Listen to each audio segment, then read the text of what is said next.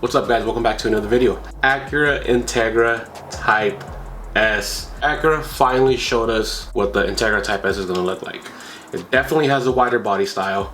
I think it looks great. It definitely sounds great from the little snippet that they showed us. And technically it is faster than the FL5. It's still gonna have a 6-speed manual. It's still gonna have an LSD. I'm gonna be getting my information off Acura Media Newsroom USA. The highly anticipated 2024 Acura Integra Type S delivers the ultimate street performance on sale in June. So this is already gonna be in sale in June, guys. To say how much, let's go ahead and talk about that. And I'm just gonna be guesstimating. There are two cars out right now that would definitely help us understand how much this car can technically cost. The FL5 and the Acura TSX Type S. The MSRP for the FL5 is $43,295,000. The Acura TSX Type S with the all-wheel drive, the V6 twin turbo, is being sold at $55,550 at MSRP. Now, I know this is just MSRP, but I'm speculating. You got one at about 44, you got one at about 56. This one's gonna be at about maybe $49,000 to $50,000 MSRP. I'm already calling it right now. Maybe 52, knowing how, I guess you can say, ballsy Acura and Honda have been lately with the whole pricing. When you look at the Type R, the FK8, when it first came out in 2017, it was priced, I think, $37,000. Bruh. MSRP. Yeah, you can't find that anymore. And then when the 2020 model came out, they raised it up to about what, 39? Now with the 11th gen Type R, it's at 43, 44. The Type S has always been around above $50,000, at least with these newer models that have been coming out. Even so, I'm highly anticipating that the Integra Type S is going to be within the $49,000 mark to the $52,000 mark. It's gonna be somewhere in right there. And this is just MSRP. I'm not talking about the markups. We all know the markups gonna happen. I'm just saying what I'm thinking. You do get a good amount of premium features. And I say premium features because these are the stuff that's not included in the FL5. I'm just gonna read this right off the book. Integra Type S elevates Acura precision crafted performance to a new level, class-leading power and dynamic capabilities paired with premium features and refinement. Most powerful, best performing Integra ever boosts a 320 horsepower turbocharged 4-cylinder engine. That's at the crank, with a 6-speed manual and 4-piston Brembo front brakes. Instantly recognizable as the Type S, the high-performance Integra features substantially wider stance with 2.8-inch blistered fenders housing high-performance summer tires. It also comes with a premium technology including 9-inch touchscreen with wireless CarPlay and Android Auto integration, a heads-up display, and 16-speaker ELS Studio 3D audio. That specific sound system, my wife has it in her RDX, and it's baller. Like, it sounds really good. It's going to be coming with a limited strip differential, performance-tuned adaptive dampering system, powerful Brembo front brakes, lightweight 19-inch wheels wrapped in high-performance summer tires. Complete the aerodynamic package. It's basically going to be very, very similar, if not the same package that the 11th gen SI has to the Acura Integra A-Spec. You know how the SI does not have the heated seats, it doesn't have the heads-up display, it doesn't have that premium sound? That all right there, that's what's going to be coming to the Type S model, or at least the Integra Type S model. It's going to be very, very similar. Like when you really narrow it down, to say that all that extra money is worth it, that's going to be more like a personal preference to that. It's still going to be a hatchback. It's still going to have similar interior. I feel like from the 10th gen to the 11th gen, the interior went drastically better. Like, it's definitely a lot better. I've driven both the SI and the Integra, and I've also driven the FL5 from the 11th gen, and it feels great compared to my 10th gen. And with all of this in hand, they're saying it's only about 30 pounds more heavier than the FL5. I know it's not like how Honda used to be, how you had lightweight, high revving vehicles. Unfortunately, that's just not the case anymore. Yes, they're finally turbocharged, but it's not what a lot of people like. So you get something, but they also take something. But overall, seeing this as how it is, the pictures, and like when you put this side by side to the Type R, I really like how the Type S looks a lot more. It looks a lot more sleek and at the same time more aggressive than the FL5. As of right now, they've shown it in the gold, blue, and white. And the blue one, just like the front end of this, just looks so much better than the F05. I love how the F05 looks, don't get me wrong. I think it looks better than the FK8, you know, and that's just my personal opinion. Type S front bumper alone, the front end alone, like you can see that it has wider fenders, unlike the Type R. With the FK8 and the FC1 and the FC3, the SIs, you can straight out tell that the Type R has a wider fender. With the FL5, it's molded into it. Like you can't really tell. Like it doesn't really stand out as much as the FK8. Looking at the Integra Type S, it definitely stands out. Even from the side, you can tell that it has a wider stance, a wider body overall. I do like the fact that they decided to stick with the 19-inch tires. I feel like 20 was just too much. 19-inch tires on the Type R and the Integra Type S look so great. Even the rear. A lot of people aren't a big fan of the big wing that comes on the Type R. Honestly, I like it. Even the FK8 wing, like, I really do like how it looks. Would I take it off?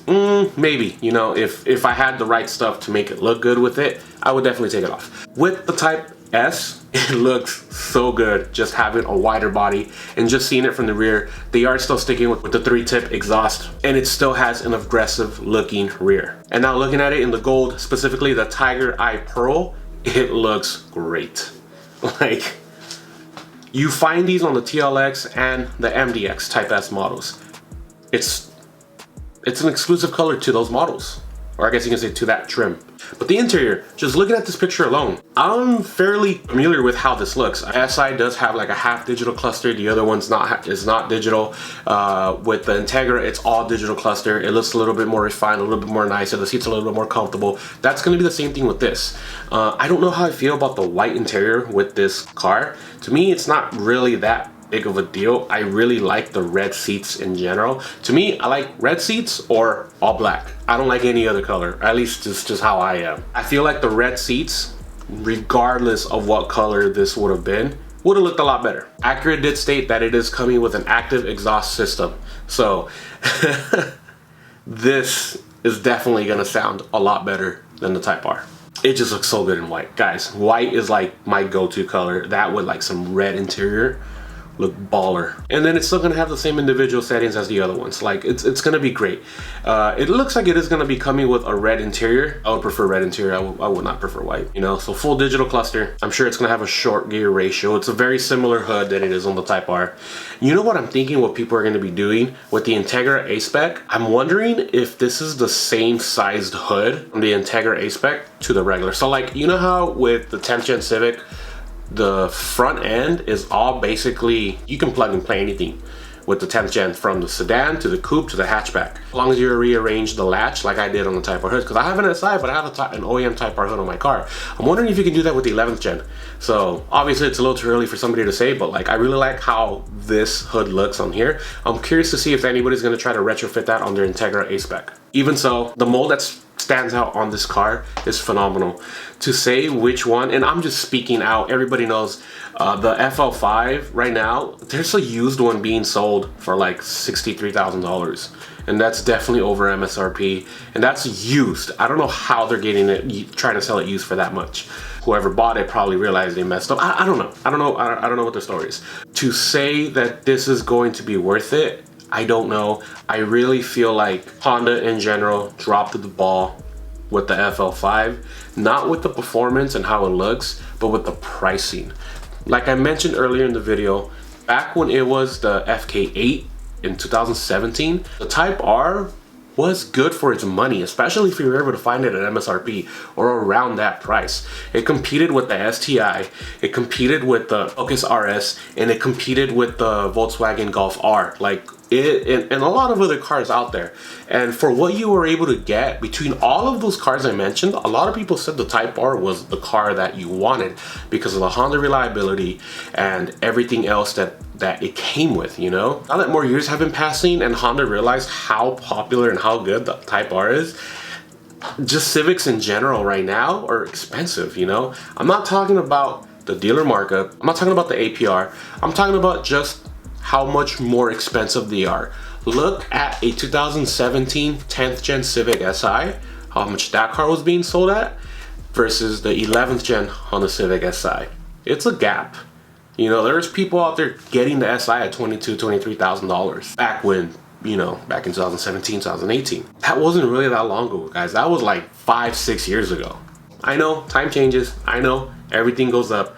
But it's crazy to see by how much more it went, from 37,000 to 44,000. And this is just MSRP. Right now, used FK8s are being sold for around 40,000 or higher. And that's with decent mileage on it. I would like to look more into this when I start seeing them in showrooms.